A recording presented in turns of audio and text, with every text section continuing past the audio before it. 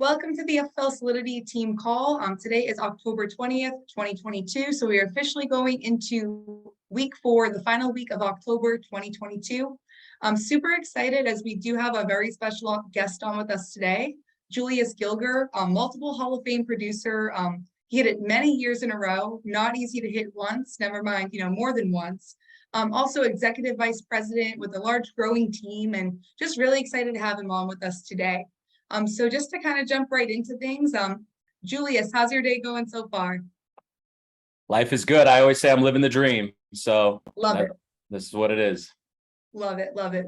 And just to kind of introduce yourself kind of on the call, Julius, if you don't mind, tell us a little bit about about yourself, what you were doing before Family First Life, and kind of what led you to Family First Life.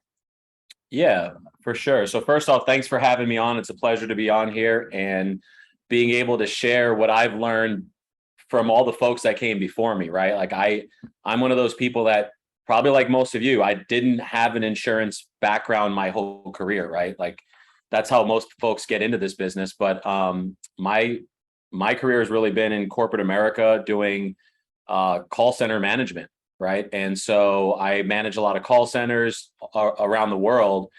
And I knew I wanted to get out of that business because for me, the role that I ended up being was client management and business development. So you got to sell more business, but then you also got to keep your existing clients happy, right? And I'm dealing with Fortune 500 companies, the CenturyLinks of the world, Vonage, US Cellular. You probably heard of some of these companies.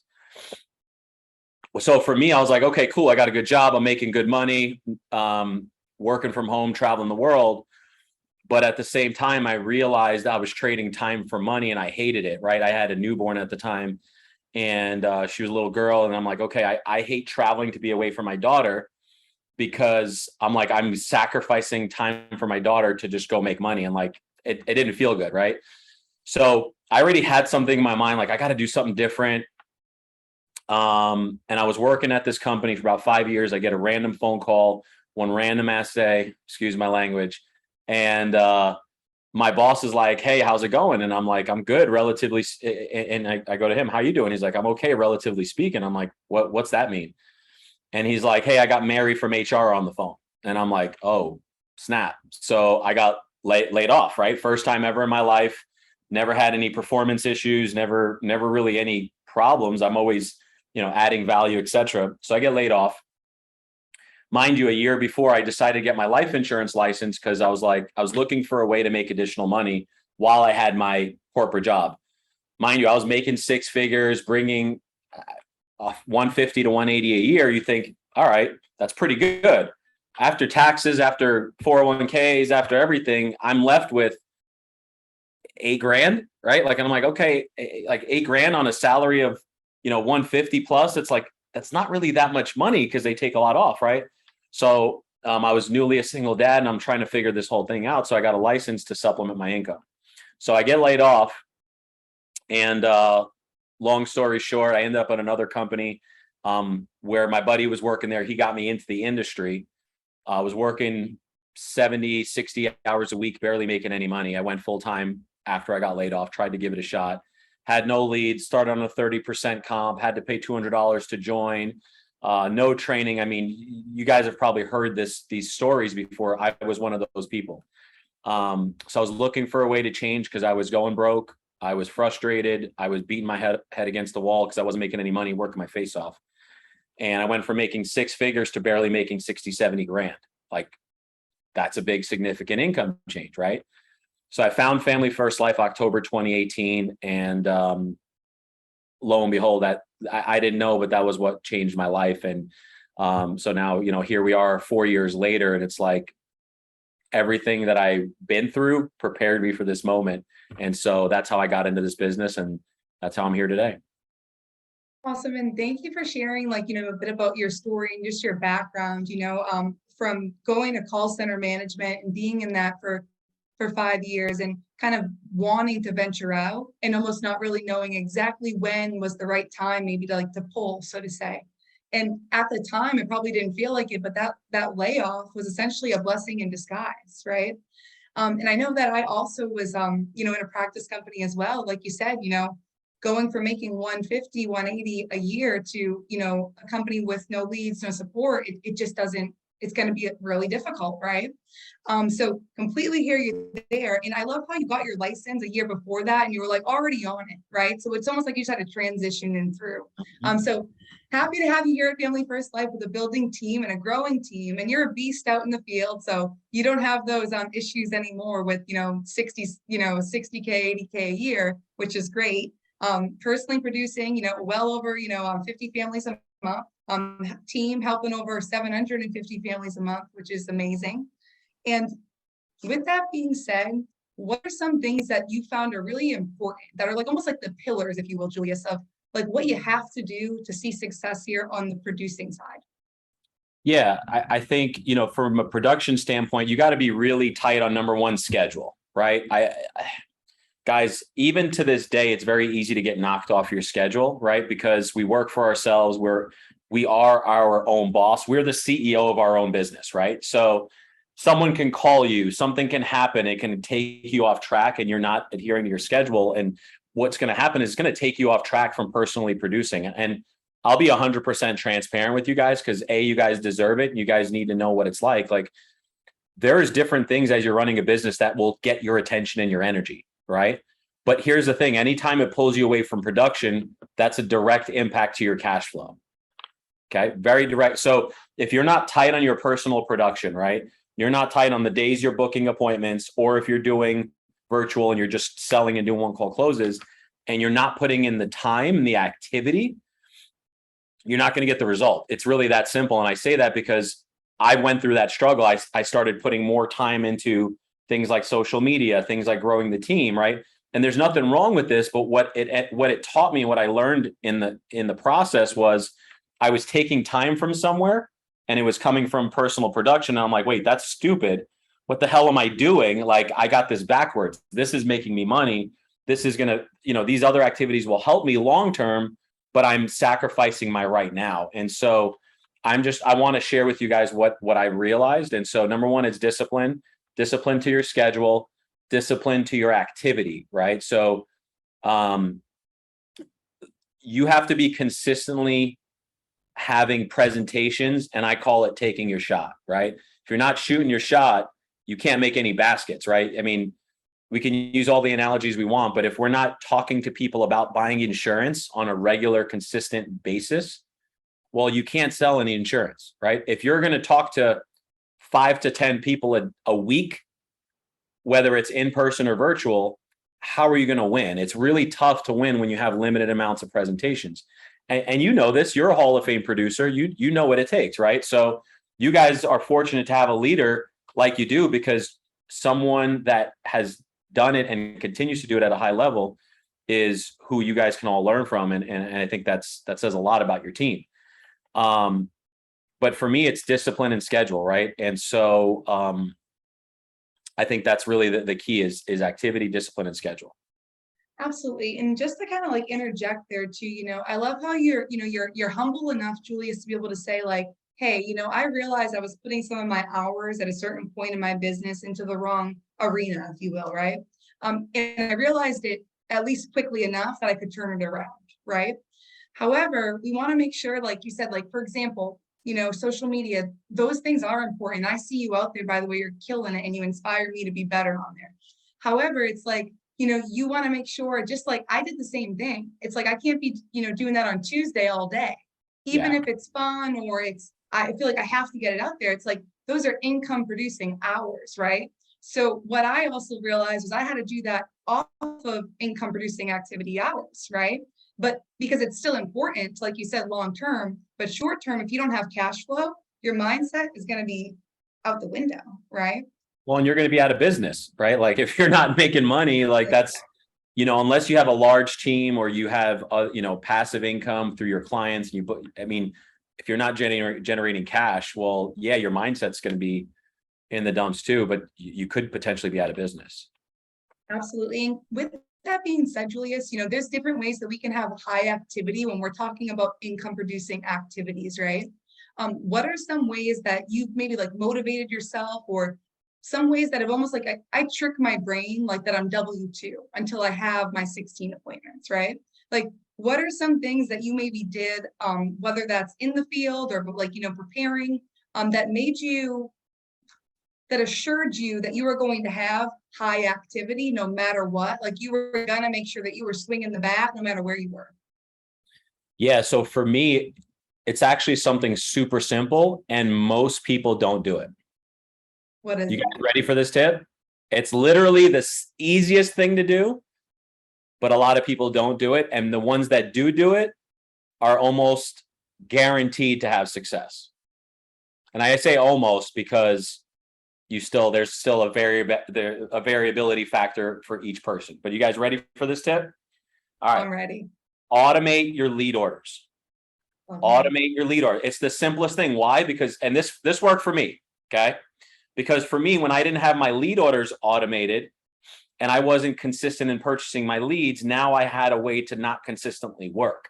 Right. So I remember, I think it was Grady that told me, he's like, dude, as soon as you automate your leads and you have a consistent lead flow where you don't have to think about it, you see them, they're in there, they're coming in, you now are in a position where you have to work. Right. So this for me was just such a little simple tweak that I'm like, man, I got all these leads come Monday or come Thursday. Like I have to go to work or I'm wasting my money. I'm burning money. And if you know me and you know me intimately, the last thing I want to do is burn even a dollar, right? Like I don't want to waste any of it. I'm sure you guys can relate, right? But like, it's seriously that simple. So it's putting my money where my mouth was, right? It's like inside my head and my heart. Before I became a Hall of Fame producer, I said to everybody, I proclaimed it, I will be Hall of Fame. Like, first off, I started saying it and speaking it. And then second, I had to do things that would make me uncomfortable, which was placing a lead order, a reoccurring lead order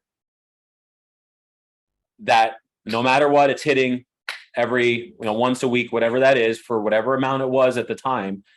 And for me, that was very uncomfortable because I wasn't as consistent as I wanted to be yet, but I knew I had to do this in order to get where I wanted to go. And the way I knew that was seeing the people at convention say it. And when I heard it from their mouths, they went in my ear, processing my brain, took me a little bit. But by the time I got the cojones to actually do it, boom, that was the game changer for me. Because now it's like, okay, Monday comes around, Tuesday, Wednesday, whatever. I got leads. I got to work. I've never been shy of work. I've always had a strong work ethic, but transitioning from corporate America, being an employee to running my own business is a whole different beast, right? Because now you're looking for either self-motivation or things to put in place to make you do what you need to do.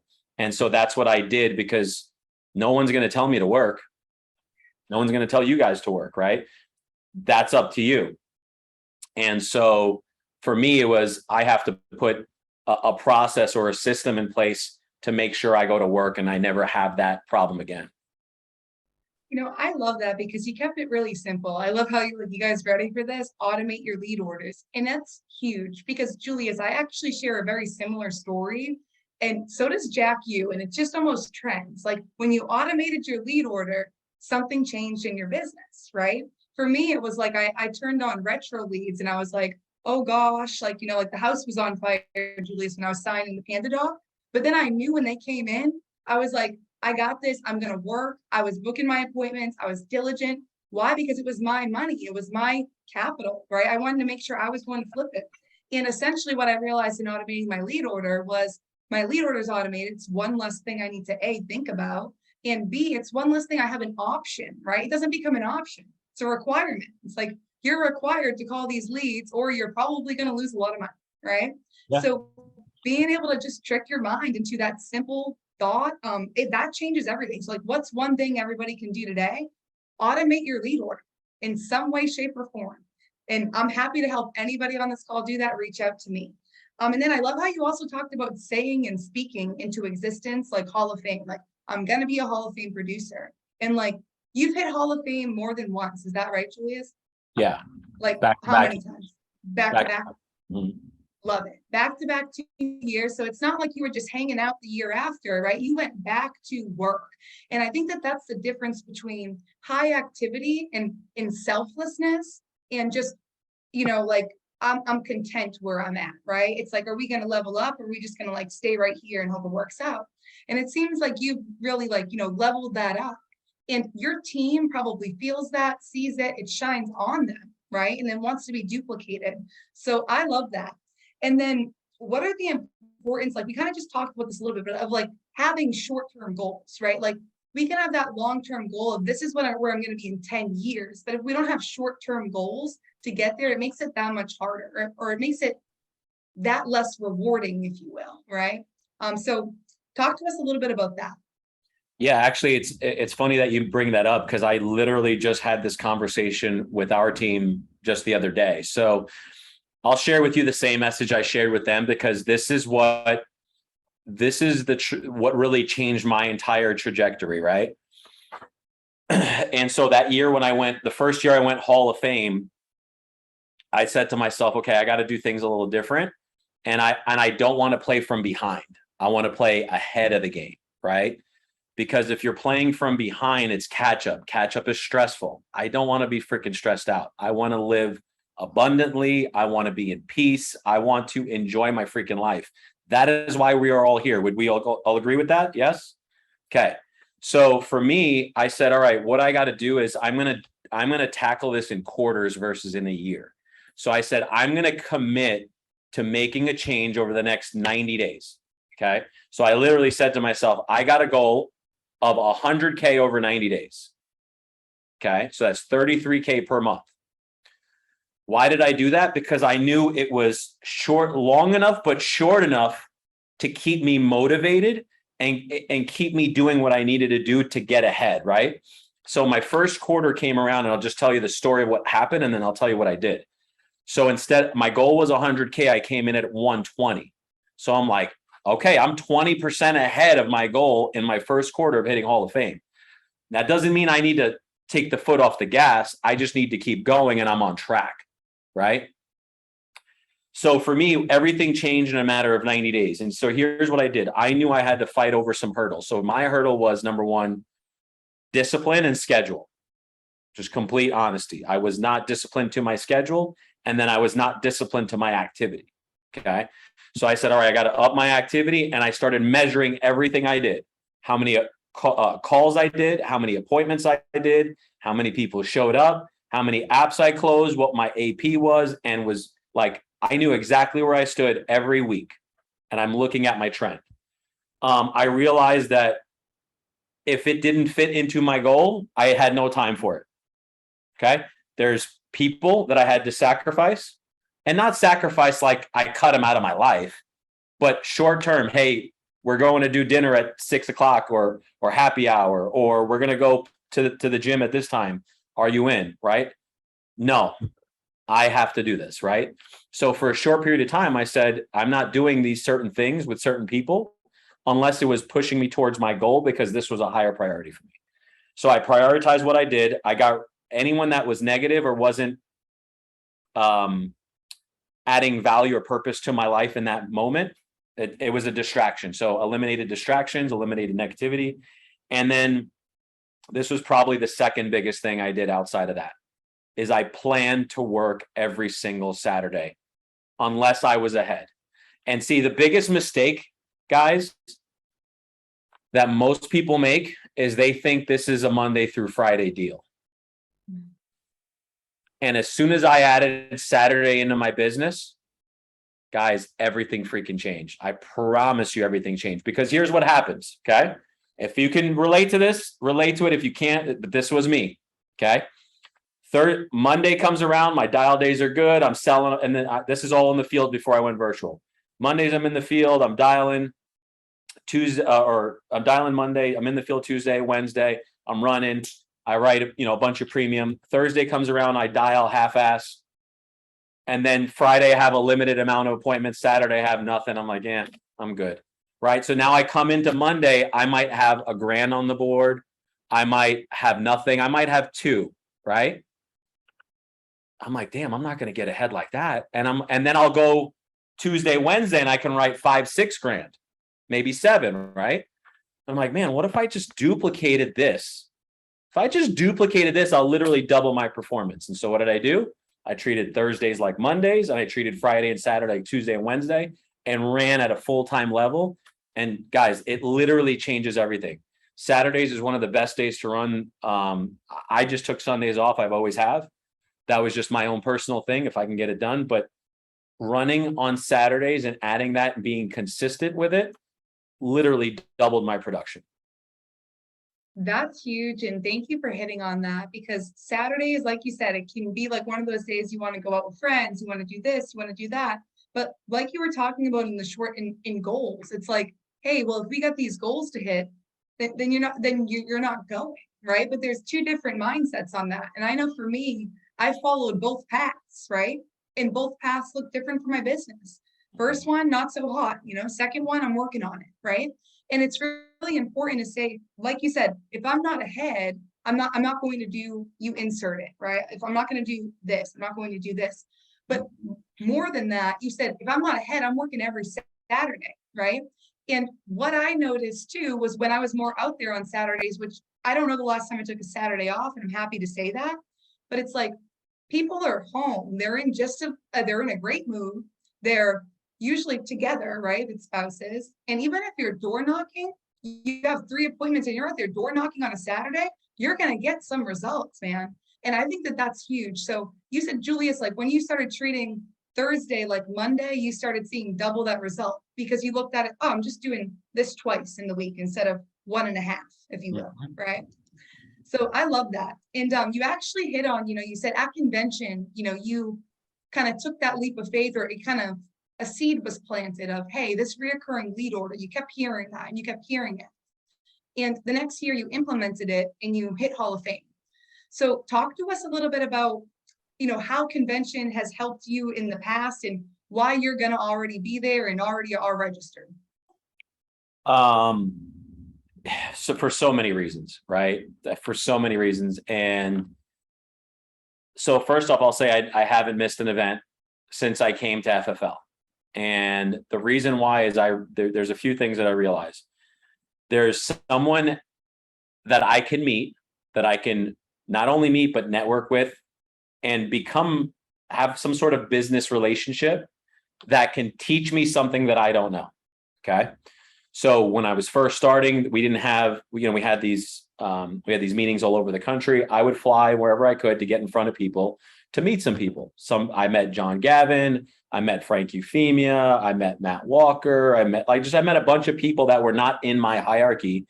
I would meet Paul McLean, and the purpose was if I needed something, they knew who I was, I knew who they were. We had some sort of relationships, we networked, where I could pick up the phone and say, hey, dude, you got 5 minutes? I'm dealing with something. I'm not sure what to do or how to do this. How would you handle it? So that way I can actually reach out to someone for help if I need to. Number 2, every meeting I've ever been to, I've always learned something. Or it was a reminder of something I've gotten away from that I need to get back to. Because let's face it, guys, we hear a lot of information and we might try something. We might get away from some of the basics that we used to do.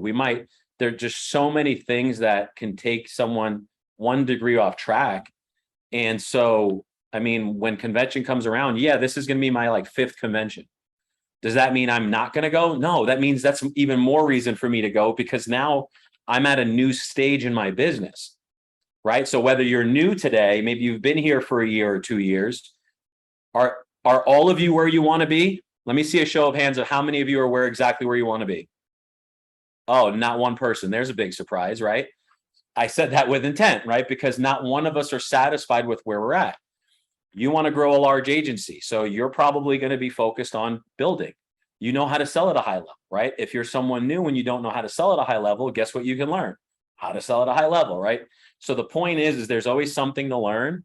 And that's where I'm at. It's like, okay, for me and my learning opportunity, my growth is how do I double my business in the next, few months, 3 to 6 months? People have done it. I'm not currently doing it. So who can I go and talk to? And so if this is your first event, your third event, whatever, you should go to the event with a plan of attack.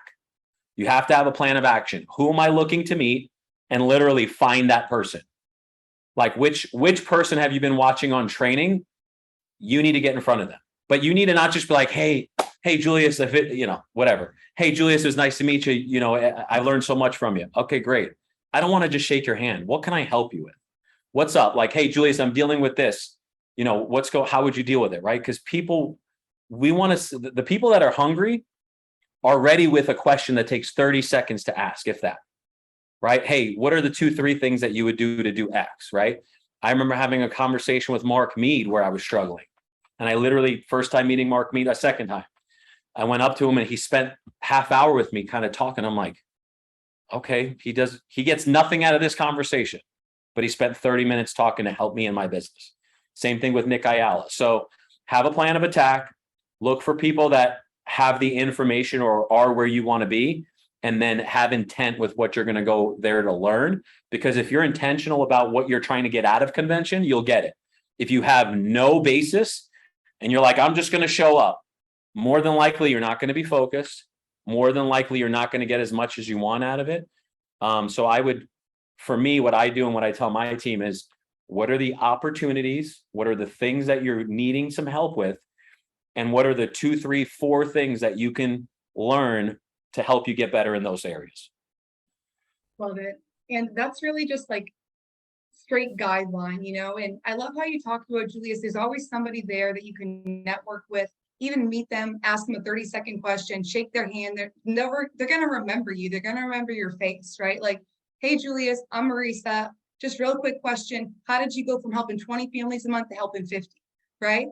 It's like I'm going there with an intentional question up to Julius. Now, Julius is also going to remember that relationship. To remember, she came up to me. I see she's working hard. She's helping 50 families a month now, took some advice. And it's one more person that's in my network to help me out, right? Like Julius said, I know that there's certain people that have no merit in how they're going in my take, right? But they'll pick the phone up to help me out because they know I'm calling them intentionally. So all in all, there's so many relationships to be built there at annual convention. And also the people that maybe you talk to that you're on the, online on Zoom, we feel like we know each other. Go there, meet them, shake their hands. It's exciting. It's invigorating. And I love how you hit on just these so many opportunities, right? Like we're going there because it's an opportunity. And an opportunity at that Julius, at my practice company, it costs a heck of a lot of money to get to. Here, it's free. So guys, register, plan the babysitter, plan whatever you have to plan. We have enough time now. Figure out where you want to be, and then think about how convention can help you to get there. Because there's everyone is going to be at convention that can help you to get to a next level in this business. So Julius, thank you so much for being on with us today. I know I took a ton from this call, and I'm sure everybody else did as well. I truly appreciate your time, and I hope you have an awesome day and make it an amazing rest of the year. Thank you guys for having me on, and I look forward to seeing you guys all at convention.